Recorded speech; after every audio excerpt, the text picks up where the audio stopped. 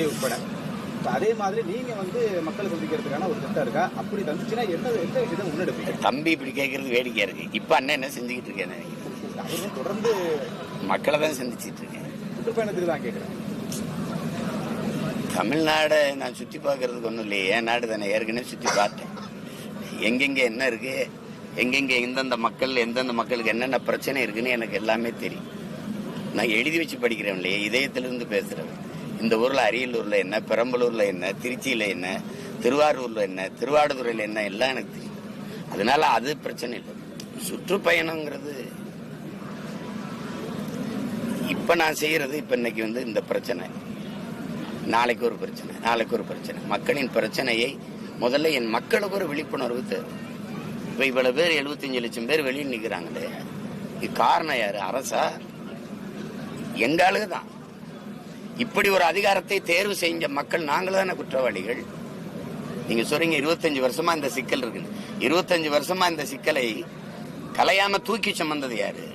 கற்ற பிள்ளைகள் தான், நம்ம தான். ஆசிரியர் பெருமக்கள், பேராசிரியர்கள், அதிகாரிகள், கற்றவர்கள் தான் மற்றவர்களுக்கு வழிகாட்டணும். ஆனா அப்படி இல்லை, இவங்க செய்யல. தனக்குன்னு ஒரு பிரச்சனை வரும்போதுதான் வீதிக்கு வராங்களே ஒழிய, பொதுவான மக்களின் பிரச்சனைக்கு கற்ற பிள்ளைகள், கற்றறிந்தவர்கள் களத்தில் நின்று அதை தீர்வு காணணும்னு நினைக்கிறது இல்லை. அதனால வர்ற பிரச்சனை தான். அதை தான் திரும்ப திரும்ப ஆபிரகாம் லிங்கன் சொல்றான்.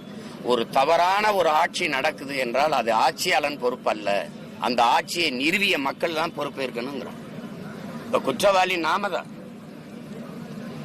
அதனால அது இனிமேலாவது கொஞ்சம் பொறுப்புணர்வோடு நமக்கான சரியான தலைமையை தேர்வு செய்து சரியான அதிகாரத்தை நிறுவலைன்னா அடுத்த தலைமுறையும் இதே மாதிரி வீதியில நின்று போராடிட்டு இருப்பாரு. உட்கார்ந்ததுக்குள்ள 10 பேர் மன. நாங்க பகுதி இது கௌரவ விரிவுரையாளர்கள் சம்பளமே போடல, அதை பேசிவிடு. அங்க கோயில்ல 500 பவன் நகை திருடிட்டு போயிட்டா, அந்த பணத்தை எடுத்துட்டு போயிட்டா ஒரு குரல் கொடுத்து விடு. எப்படி எவ்வளவு சிக்கல்கள் இருக்கு. அது அந்த தேர்வு, அதுல அந்த தமிழ்நாடு தேர்வு ஆணையத்தில் இருக்கிற குளறுபடியை படிச்சீங்கன்னாவே தூக்க வராது. என்னடா நம்மளை சுத்தி நடக்குதுன்னு அவ்வளவு சிக்கல் இருக்குது. அதே மாதிரி திமுக வீட்டுக்கு அனுப்புறது பாஜக வேலையும் விஜயோட வேலையும் தமிழிசை சொல்லியிருக்காங்க. தமிழிசை சொல்லியிருக்காங்க, திமுக வீட்டுக்கு அனுப்புறதா எங்க வேலையும் விஜய் வேலையும். நீங்க எப்படி பாக்குறீங்க? அவங்க வீட்டுல தானே இருக்காங்க. இப்ப எல்லாரும் காட்டுல வாழ்றாங்களா? திமுக பிஜேபி வீட்டுக்கு அனுப்பணுங்கிறது. தொடர்ந்து மக்களுக்கு நிறைய குரல் கொடுத்துருக்கீங்க, மக்கள் பிரச்சனை பேசுறீங்க. ஆனா இப்படி இருக்க சூழல்ல பாத்தீங்கன்னா, முதல்வர் சந்திப்புக்கு பிறகு சீமான் அவர்கள் ஸ்டாலின் அவர்கள் திமுக மற்ற கட்சிகளை விமர்சிக்கிறத குறைச்சிட்டாரோ அப்படின்ற மாதிரியான ஒரு கருத்துக்கள் போயிட்டு இருக்கு. அது குறை சொல்றவன் எதையாவது சொல்லிட்டே இருப்பான். திமுகவை எதிர்க்கும் போது RSS கைக்கூலின்பான், பிஜேபி காசு கொடுத்துருச்சும்பான். பிஜேபி எதிர்க்கும் போது கிறிஸ்தவ கைக்கூலின்பான். புரியுதுன்னு நினைக்கிறேன். விஜயை எதிர்க்கிறது இல்ல, தம்பி தான் என்னை எதிர்த்து பேசினாரு மேடையில். நான் கேள்விதான் கேட்கிறேன்.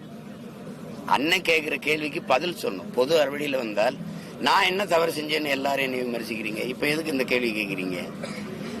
ஸ்டாலின் ஐயாவை பார்த்த பிறகுதான் பேசுறேன். நீ மாநாட்டில் பேசின அடுத்த நாளே நவம்பர் 1 தமிழ்நாடு நாள் உன்னை கேட்டேனே, அது நீ பெட்டி வாங்கிட்டு தான் பேசுறேன். நான் கேட்கறதுக்கு பதில் சொல்லணும். பிஜேபி உன் கொள்கை எதிரினா பண மதிப்பிழப்பை நீ ஆதரிக்கல. இந்தியாவிலே ஒரே ஒரு மகன் தான் அந்த டிமானிட்டைசேஷனை எதிர்த்தேன், நான் மட்டும்தான். அப்ப எல்லாருமே என்னை பைத்தியக்காரன் தான் சொன்னாங்க. அப்ப அது பிஜேபியின் கொள்கை இல்லையா? ஒரு கேள்வி அண்ணன் உங்களுக்கு எழுப்பும் போது பதில் சொல்லணும். பிஜேபி உங்க கொள்கை எதிரினா காங்கிரஸ் உங்க கொள்கை நண்பனான்னு கேட்டா ஆமாவா இல்லையான்னு தான் சொல்லணும். எதற்கு எங்களை எதிர்க்கிறீர்கள்? அது இல்ல கேள்வி, அதெல்லாம் பதில்.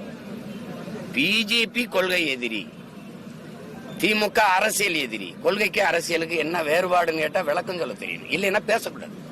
அண்ணன் சொல்றது புரியுதா? என் தம்பி உங்களுக்கு தான் பேசுறேன், விஜய்க்கு சேர்த்து விஜய்க்கா தான் கேட்கிறேன். அப்படி பேசக்கூடாது. ஒரு தலைமை சரியா வரணும். முன்னாடி நிக்க வந்திருக்கவன் நல்லவனா கெட்டவனான்னு பாக்காதீங்க, உண்மையானவனான்னு பாருங்கன்னு நீங்க அவ்வளவு பேருக்கு முன்னாடி பேசுறீங்க. கெட்டவன் எப்படி உண்மையா இருப்பான்னு கேள்வி கேட்டா நீங்க பதில் சொல்ல தெரியணும். மதச்சார்பற்ற சமூக நீதினு ஒரு கோட்பாட்டை முன்வைக்கிறீங்க. சாதிய ஒழிப்பு, தீண்டாமை ஒழிப்புன்னு நாங்க பேசுறது, சாதி இழிவிற்கு, தீண்டாமை கொடுமை இருக்கு ஒழிப்புன்னு பேசுறோம். இங்க மதச்சார்புள்ள சமூக நீதினு ஒண்ணு இருந்தா மதச்சார்பற்ற சமூக நீதினு பேசுறது சரி. இங்க மதத்தின் அடிப்படையில் தான் இந்த வகுப்பாரி பிரதிநிதித்துவம் கொடுக்கப்படுதா? வகுப்புங்கிறதே உங்களுக்கு தெரியுது சாதிய கட்டமைப்பு. எந்த சாதியின் அடிப்படையில் எனக்கு கல்வி, வேலை வாய்ப்பு, அரசியல் அதிகாரத்தை மறுத்தியோ அதே சாதியின் அடிப்படையில் கொடுங்கிறதுக்கு போராடி பெற்ற உரிமை தான் இந்த வகுப்பு வாரி பிரதிநிதித்துவம். அது தெரியாம நீங்க மதச்சார்பற்ற சமூக நீதிங்கிறீங்க. நீங்க மதச்சார்பற்ற உங்க சமூக நீதியில கிறிஸ்தவர் இஸ்லாமியருக்கு இடஒதுக்கீடு இருக்கா இல்லையான்னு கேட்டா அதுக்கு பதில் தான் சொல்லணும். என்னைய திட்டுறாருன்னு பேசக்கூடாது. புரியுதா நான் கேட்கறது? தம்பி, உங்களுக்கு தேவையானவன் வாடகை காசு வாங்கி தின்ட்டு புகழ்ந்துகிட்டு இருப்பான். இங்க ஒருத்தர் நிக்கிறேன், கேள்வி கேட்பேன். என்னைய கேள்விகள்லாம் பதில் சொல்றேன்.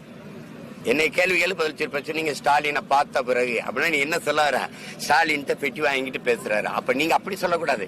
ஐயா, ஸ்டாலின் சீமானுக்கு பெட்டி கொடுத்துட்டாரு எப்படி சொல்லணும்? அப்படி சொல்லணும். இப்ப நீங்க பிஜேபி கொள்கை எதிரிங்கிறீங்க, காங்கிரஸ் பெட்டி வாங்கிட்டீங்களா? திமுக அரசியல் எதிரிங்கிறீங்க, ஏடிஎம் கிட்ட பெட்டி வாங்கிட்டீங்களா? இதெல்லாம் என்னக்கடா ஒழிப்பீங்க? என்ன ஒரு தீப்பெட்டியோட வாங்கி தர மாட்டான்டா. ஏன்னா அப்படி வச்சு தர என்னத்தையாவது பேசுறது தம்பி. இப்ப இந்த கூட்டம் யாருக்கு எதிராக போடப்பட்டிருக்குன்னு நினைக்கிறீங்க? இப்ப இந்த கூட்டம் இப்ப இருந்து கேளுங்க, யாருக்கு எதிராக போடப்பட்டிருக்கு, யாருக்கு எதிராக கேள்விகள் முன்வைக்கப்படுதுன்னு பாருங்க. 1.5 மணி நேரம் பேசிட்டு ஒரு நிமிஷம் இப்படி ஒரு கேள்வி எழுப்புனா விஜய் திட்டார். அவ்வளவுலாம் ஒண்ணும் பெரியது இல்ல. முதலமைச்சர் வெளிநாடு போனது வந்து முதலீடு ஈர்க்க போனாரா, முதலீடு செய்ய போனாரா அப்படின்னு ஒரு கேள்வி இருக்காரு. வரும் சட்டமன்ற இதெல்லாம் பழைய கேள்வி, எல்லாருமே கேட்கறதா. இன்னைக்கு வந்து முதல் முறையா இதுவரை பேசாத ஒரு வார்த்தை தமிழீழத்தை பத்தி தொப்புள்குடைய உறவு அப்படின்னு சொல்லி ஒரு புதுமையா ஒரு இதை பேசியிருக்கிறாரு. தமிழக மீனவர்கள் நம்ம தான் குரல் கொடுத்துட்டு இருக்கீங்க.